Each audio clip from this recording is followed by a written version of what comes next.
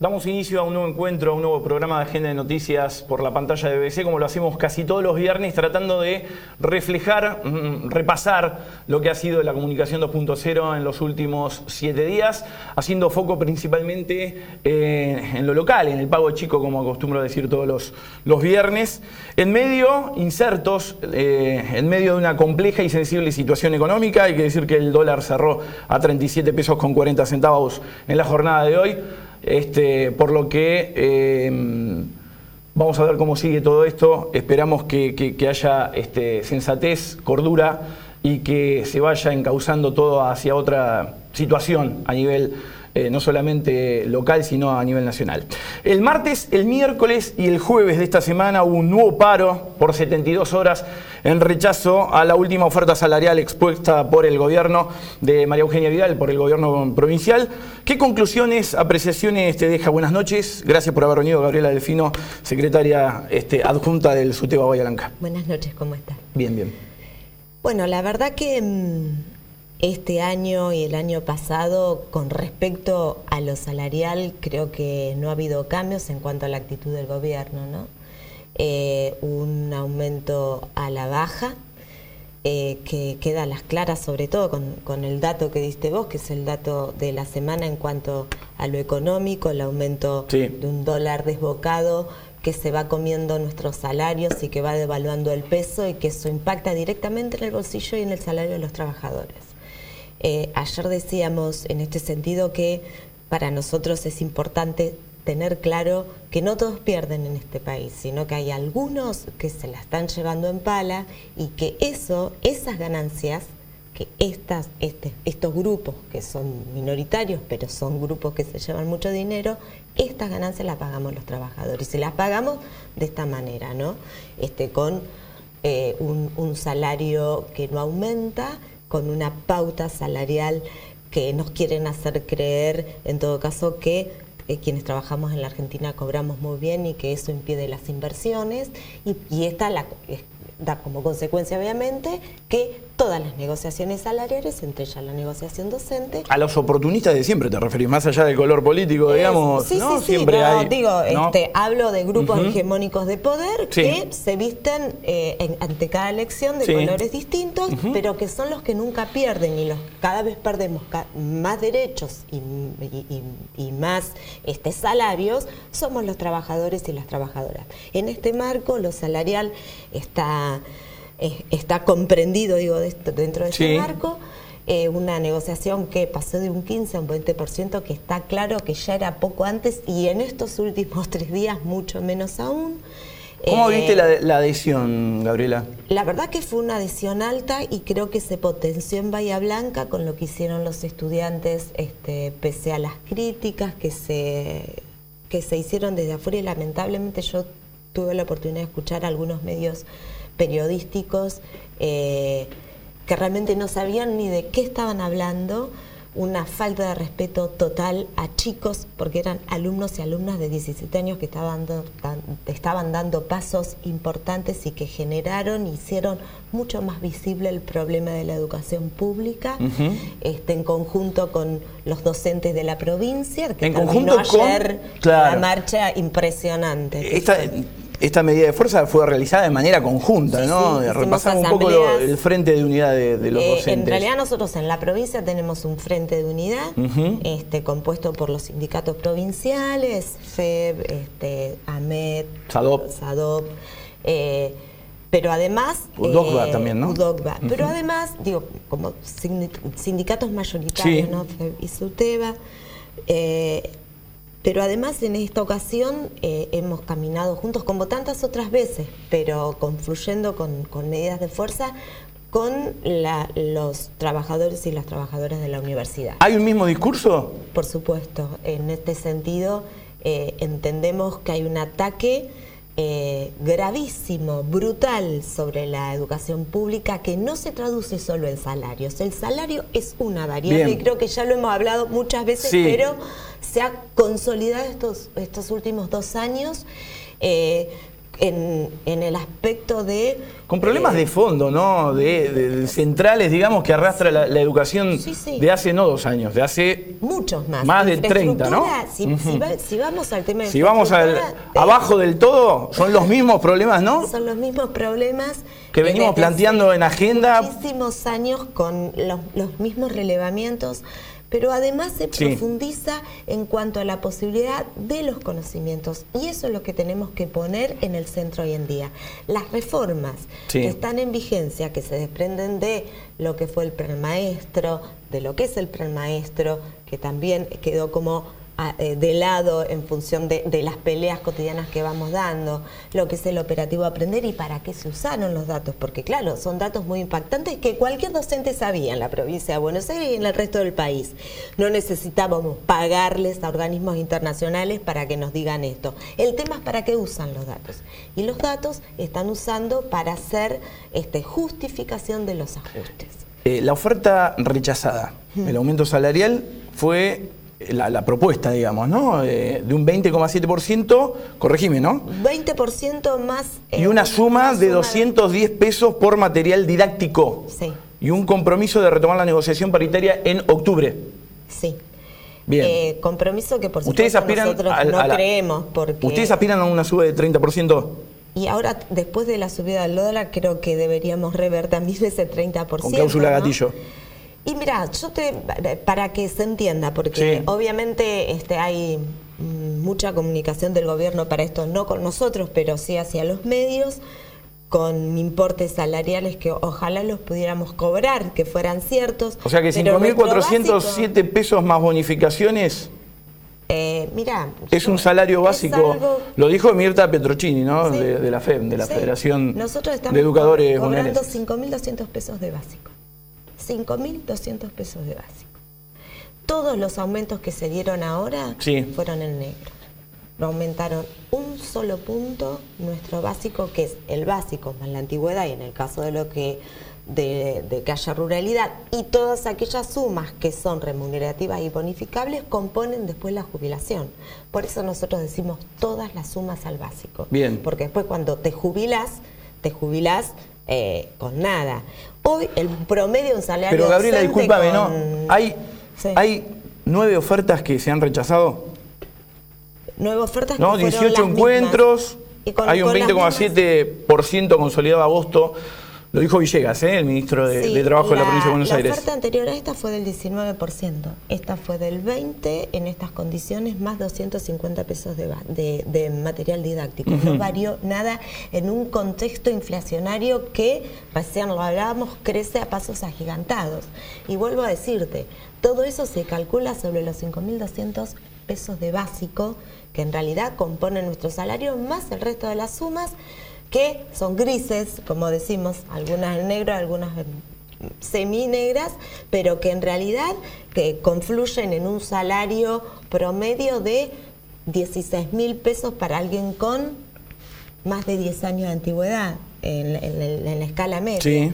Entonces, bueno, eso es lo que trabaja. Es la primera, bien, es la primera paritaria que llegando a septiembre todavía no se cerró. Lo dijo Paula Repeto, titular del Centro de Educadores Bahiense. El año pasado terminó de cerrarse en agosto, que pagaron todo lo atrasado, por eso creo que eso contuvo un poco el descontento, porque como cobramos con retroactividad a enero, como correspondía, entonces recibimos casi un sueldo extra junto, pero porque tenía que ver con eso, con todo lo que no se había pagado desde enero hasta agosto del año pasado. Bien.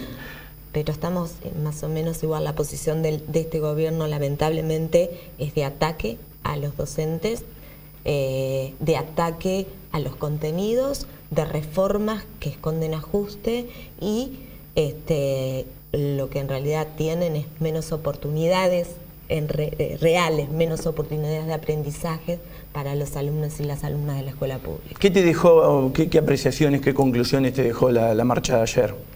La verdad que... 8.000 personas. O sea, se siguen repitiendo, ¿no? Los escenarios, marchas, asambleas, movimientos. ¿Son repetidos los resultados también? Buenas y malas en el sentido de que estamos dando una pelea que creo desde hace 2 años con distintas articulaciones y distintos sectores, pero hace 2 años, antes también, pero con más intensidad estos últimos 2 años en la calle. Pero lo reconfortante es que me parece que la característica de ayer era la cantidad de jóvenes que poblaron las calles de esa marcha convencidos de que su derecho es estudiar en la universidad, su derecho es defender la escuela pública, lo decían de calidad, y quienes protagonizaron esto indudablemente fueron los alumnos y las alumnas. Y nos acordábamos del 2001, que también hemos sido desde los sectores de educación de la escuela pública, que protagonizamos marchas de 15.000 personas, no sé si recordás, en la calle, muchas. Contra la Ley Federal de Educación. Contra la Ley Federal y los ajustes, y pasaron tantos años y estamos en la calle por los mismos sectores, ¿no? Y creo que esto es lo que más desde el tiene 2001 gobierno. hasta Claro, hoy, ¿no? con ¿Cuántos años pasaron? Por eso te digo. Con menor intensidad de 18 años. Con mayor o menor intensidad, pero peleando por una escuela pública que brinde realmente oportunidades. A mí hay una frase que es movilidad social ascendente. Yo prefiero decir justicia, ¿no? Que todo el mundo tenga la oportunidad de tener un proyecto de vida y que la escuela sustente ese proyecto con los conocimientos. No, hay temas que, más allá de la bandería política, del color político de cada uno, hay que ponerlos de una buena vez por todas sobre la mesa y solucionarlos, encauzarlos, ¿no es cierto? Y el tema de la educación en nuestro país, lo que pasa que es una decisión la problemática política. Educativa es una decisión política. Es una decisión política que tiene que ver con qué tipo de país los gobiernos, o sea, qué tipo de país quieren armar. Y la educación pública en la Argentina, justamente la historia de la educación pública prueba que en la Argentina quienes asistieron a la escuela pública son quienes se organizan, quienes critican y quienes cuestionan. Por eso está tan atacada. Hablando de escuela, establecimiento, lo edilicio, la infraestructura escolar es otro eje problemático, ¿no? Un eje que nunca dejó de ser problemático, que se profundizó con este gobierno, pero que venimos dando peleas a brazo partido desde el gobierno anterior. El abandono de la obra de infraestructura en la educación pública bonaerense es terrible. Desde hace 40 establecimientos años van a ser intervenidos este año. Espero que supuestamente sea cierto, porque la característica de este gobierno es subejecutar las partidas, entonces los edificios y las escuelas quedan en iguales condiciones y el dinero no se utiliza, y después cuando se abre un nuevo presupuesto es menor la partida en infraestructura. Nosotros hicimos un relevamiento, o sea, hasta los que llegamos a relevar, de 51 edificios. Sí. Que es lo que hacemos todos los años, porque creo que siempre reciben, en general, de todos los medios, ¿no? Sí. El resumen de la situación de las escuelas que nosotros hacemos, que nos traen los delegados. Tenemos archivos y fotos de años. Uno de ellos es el lugar donde estoy trabajando este año, de cómo estaban las calles y cómo estaban los edificios de hace años atrás y ahora, y es exactamente igual en cuanto a la calle y cómo se inunda y las situaciones que tienen que pasar las familias. Pero bueno, de esas escuelas, de ese porcentaje, que en realidad es un tercio, un cuarto de las escuelas de edificios, ¿no?, de Bahía Blanca, bueno, tenés 30 y pico con problemas de luz, 30 y pico con problemas de gas, de ventanas, de paredes, de techos, y te hablo de 51 edificios. El 100% de los edificios que preparan docentes, cualquiera de los terciarios, Escuela de Teatro, Artes Visuales, Instituto Avanza, Escuela de Danzas, todos tienen la mayoría de las problemáticas: electricidad, gas, paredes, todas. La última, porque nos quedamos sin tiempo y cortita. Los próximos pasos, las próximas acciones de cara a lo que viene a la próxima semana, Gabriela. Se estuvo realizando hoy plenario de secretarios generales, sí, y lo que salió del plenario es realizar las medidas de fuerza de máxima extensión que se pueda acordar en el Frente de Unidad Docente, y ahí definirá. O sea que esto es lo que salió del SUTEBA. Del SUTEBA. Veremos cómo acuerdan con el resto de los gremios. Muchísimas gracias por haber venido, como siempre. Gracias a ustedes, como siempre. De esta manera cerramos el primer diálogo, pausa y seguimos hablando de la educación.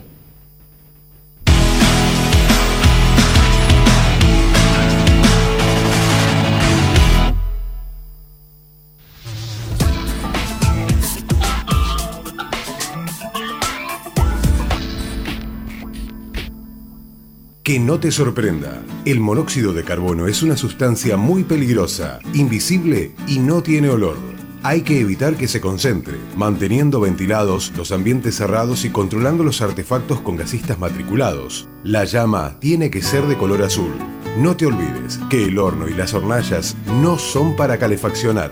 Una intoxicación con monóxido de carbono puede dar síntomas como dolor de cabeza y náuseas, desmayos, mareos, alteraciones en la vista o convulsiones. Ante la sospecha, abrí las ventanas y las puertas de tu casa, apagá los artefactos que usen gas y llama al 911.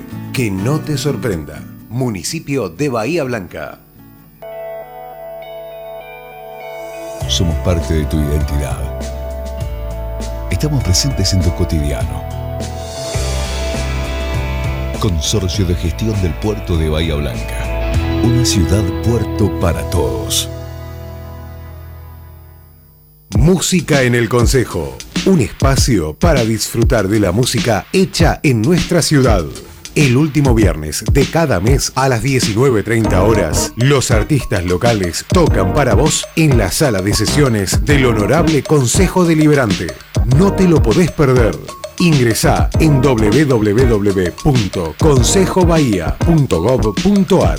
Entre todos, construyendo ciudadanía. Honorable Consejo Deliberante de Bahía Blanca. Aprobado por Resolución 46 del 2018. ¿Pensaste alguna vez en todo lo que te da la tierra? Profértil. Vida para nuestra tierra.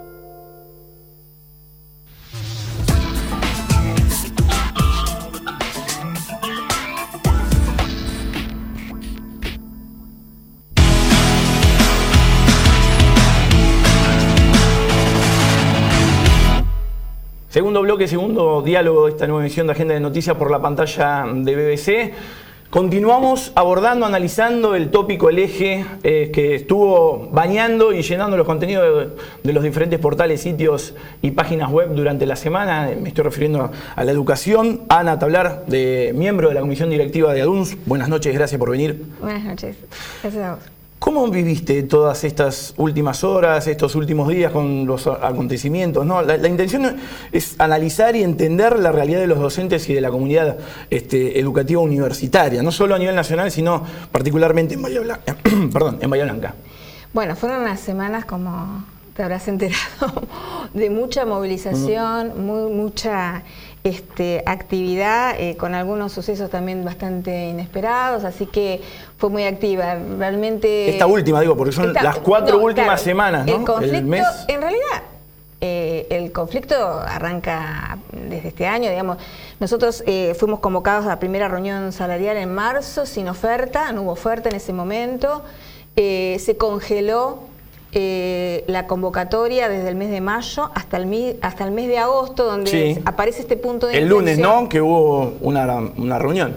Hubo varias reuniones en el mes de agosto, pero digamos, el punto de inflexión fue el mes de agosto, donde las federaciones universitarias en su conjunto decidieron medidas de fuerza muy contundentes y también hubo mucha movilización. Eso puso el conflicto sobre la mesa, digamos, y ahí, ahí reabren la negociación salarial, claro. Digamos, pero evidentemente esto surgió a partir de las medidas de fuerza que tomaron todas las federaciones. En el caso particular de nuestra federación, que es Conado Histórica, no inició las clases. Como no ha habido ninguna oferta superadora a la que nos venían haciendo... ¿El lunes no se propuso el adelanto de la última cuota del 15% para el mes de septiembre? Sí, hasta el momento ya tenemos primero había sido inicialmente un 5%, Después ahora se hizo un 5,8 y están diciendo que para el mes de septiembre, que cobraríamos en octubre, se completaría ese 15% que fue la oferta que ellos nos habían hecho siempre. Ana, ¿y eso se rechazó? Eso fue rechazado, por supuesto. Bien. Sí, sí. ¿Te imaginas que en este momento el deterioro salarial... Bueno, hay varias cifras en danza, pero mayormente, porque bueno, a veces lo hacen deflactado de acuerdo al IPC, por ejemplo, San Luis, hay distintas mediciones. Igual por estas horas, digo, creo que lo dije en el bloque anterior, no hay precio. No, en estas horas no ¿Sobre tenemos... qué base, digamos, se puede negociar o discutir? Desde el punto de vista de cualquier gremio, indudablemente no puede haber ningún tipo de acuerdo si no hay inmediatamente una cláusula gatillo, porque no hay pronóstico. Claro, no hay pronóstico alguno. Tiene que haber cláusula gatillo, pero digo, sí. ¿La medida de fuerza también tiene que existir? O sea, no hay un piso... Mirá, yo te contestaría más que contestarte, te repreguntaría. Sí. ¿Vos te parece que si no hubiéramos hecho toda esta medida de fuerza, no hubiéramos superado el techo ese del 15%? No, evidentemente no. Y aparte hay otro problema que no tiene que ver con el salario exclusivamente. Está el otro problema, que es el recorte presupuestario, que el gobierno se ha encargado de encubrir, negar, tergiversar, pero el presupuesto, si querés lo analizamos, ha sido duramente recortado. Entonces, había también un atraso en la ejecución del presupuesto, sí. Y ese atraso llevaba 5 meses y había puesto en estado de emergencia un montón de universidades. A partir, ya te digo, de este punto de inflexión, que fue en agosto, donde se lanzan estas medidas, se empezaron a actualizar y ahora llevamos un retraso de 2 meses. Pero la pregunta es, sin estas medidas de fuerza, ¿qué hubiera pasado? Yo creo que estaríamos en la misma situación que al comienzo del mes de agosto, ¿no? El atraso seguiría, creo que son absolutamente necesarias. Realmente cuando decimos, no es una consigna que uno repite que la universidad pública, la educación pública está en riesgo, está en peligro, yo creo que es así realmente. Hablaste, bueno, vamos atrás. ¿Qué decidió la Asamblea Interclaustros la noche del último martes, 28 de agosto, digamos? Bueno, mira, retomando un poquito, ¿no? Estábamos hablando el lunes, vayamos al martes un poquito. Bueno, la Asamblea Interclaustros... Fue un quiebre ahí, ¿no? Tomando, digamos, las escuelas medias. Sí, fue una asamblea muy numerosa, donde yo en un momento me retiré porque tenía tenía que estar organizando también el tema de la marcha del 30, sí. Así que me retiré, pero lo que se evidenciaba era una clara decisión de los estudiantes y de la gente que participara en tomar medidas de fuerza así contundentes, y la toma se puso inmediatamente entre todas las propuestas. Cada orador que tomaba la palabra enunciaba impulsaba esa línea de acción. Yo no pensé en el momento cuando recibo la noticia, no pensé que iba a ser en ese momento, pero fue la decisión, y una decisión respaldada por una gran presencia. Mayores y menores, ¿no? De edad. Había docentes, sí. Te iba a preguntar, ¿pasaron la noche acompañados por docentes, sí, personal no docentes, algunos padres? Algunos padres a favor, ¿no? Otros padres se manifestaron el miércoles. Sí. ¿Qué opinión tenés al respecto? Alrededor de 100 aproximadamente, ¿no? Por un lado, te digo, estamos muy orgullosos de nuestros estudiantes, cómo han tomado realmente conciencia y están poniendo el cuerpo en la defensa de la educación pública. También esto tiene mucho mérito, sí, pero por el otro lado también quiero un poquito desdramatizar un poco el tema de la toma. Hay 30 facultades tomadas en el país, entre rectorados y facultades. Escuelas medias y universidades. Universidades, rectorados y facultades, consejos escolares. O sea, en todo el país. En todo el país. Bien. Yo por lo menos tengo un recuento de 30, tal vez haya más. Es una medida que se ha tomado. Yo misma, siendo estudiante, he participado en varias tomas. Así que es una medida más, como la huelga, que también es una medida, si se quiere, dura. Se cortó la calle y se dio alguna clase pública alusiva, como se ha hecho años anteriores. Bueno, refrescando la memoria con Gabriela Delfino, sí. en el bloque anterior hablábamos de eso. ¿Sí? Sí. Y después, también por ahí una de las cosas que quiero decir es que en todo el momento de la toma, como vos decías, participaron estudiantes, sí, docentes, había adultos siempre presentes, pero que la toma no fue el número que se dijeron, y realmente me resultó muy llamativo que inclusive de la vicerrectora anunciaran un número de 30, cuando en realidad la toma, no sé si has visto las imágenes cuando salen de la toma para la marcha, había más de 300 personas, más de 300 estudiantes adentro, y los docentes en ese momento estábamos en la asamblea.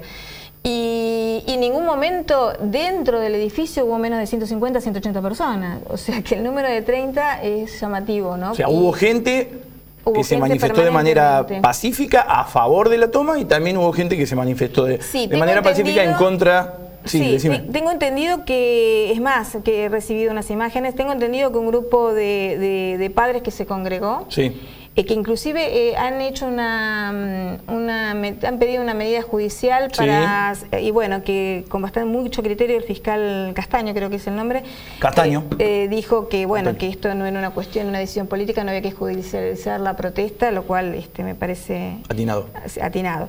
En ese episodio donde se juntan los padres, hubo momentos de mucha tensión, griterío, y hubo un momento que una madre directamente agredió a uno de los chicos a través de la reja. Y están los registros. Está bien. Así que ese dato no lo tenía. En un momento está medio tardíamente filmado, porque bueno, sorprendió obviamente quién iba a imaginar semejante reacción, semejante violencia. Pero fue así, sí. Y a las 16 del jueves finalmente se entregó. Claro, la idea es la lucha continúa. ¿Se le dio a la directora de MUNS un acta? ¿Puede ser? Vos sabés que no te puedo confirmar porque no lo sé, pero lo que sí, se tuvo mucho cuidado en la entrega del edificio, que estuviera en perfectas condiciones, se aseguró eso. La verdad que también hay que destacar que los chicos se han organizado muy bien y han sido muy cuidadosos en eso, realmente. Que han cuidado las instalaciones. Las instalaciones, sí. Y después se fue a marchar. marchó, y fue una marcha. ¿Qué sensaciones te dejó? ¿Qué conclusiones sacás? Ya, todavía tengo adrenalina. 8.000 personas dicen aproximadamente. Sí, yo estimé, bueno, hubo cálculo. Hubo, ¿no? Marchas anteriores similares. Sí, por ahí. En otros contextos, en otros años. Sí, 8.000 es lo que estimé más o menos en el momento donde se junta más la gente y se ve claramente a partir del dron la superficie cubierta. Entonces, haciendo una estimación de la superficie y un 2,5 de densidad que por metro cuadrado, que no es mucho, más o menos siempre se estima entre 1 y 4. 2,5 parecía lo razonable porque era el momento en que la gente se agolpaba en el escenario. Acciones para la semana que viene. El lunes, no tengo mal entendido, a las 5 hay una nueva reunión entre el gobierno y los docentes universitarios. Sí, bueno, si no la levantan nuevamente, va a ser, esa es la propuesta, y bueno, las medidas de fuerza, como no hubo ninguna oferta, se van a sostener. Se van a sostener, que es lo que propone también Suteva, ¿no? Lo dijo Delfino. Sí, se van a sostener. En principio la huelga continúa. ¿Por cuánto tiempo? Mira, va a surgir el comunicado de CONADU de acuerdo a la decisión, pero ya en principio uno puede afirmar con total seguridad que la huelga continúa, porque no hay nada para que tengamos que, porque si hubiera habido una oferta seguramente se hacía un congreso, se evaluaba y se tomaba una decisión, pero no haber siquiera. Ana, muchísimas gracias por haber venido, se nos terminó el tiempo. Bueno, gracias. De esta manera llegamos al cierre de otro programa de Agenda de Noticias por la pantalla de BBC. No se olviden las remisiones. Buen fin de semana.